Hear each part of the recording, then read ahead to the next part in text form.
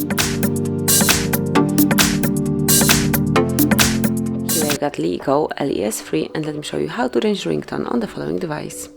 So at first let's open the settings, then find and select sound and vibration, and here you will notice cell ringtone right here. So click on it, pick whichever SIM card you would like to change this ringtone to, and let me start with bell.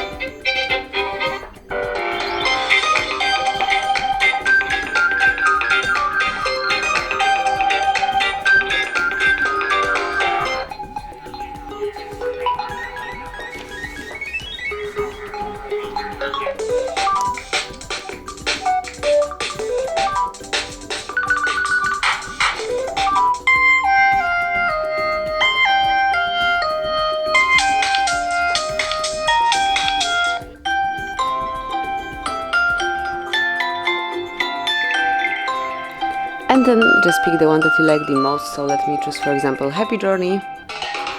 Go back and as you can see it has been changed. So this is it, this is how you can smoothly and easily change ringtone in your LeEco Le S3. Thank you for watching, please subscribe our channel and leave the thumbs up.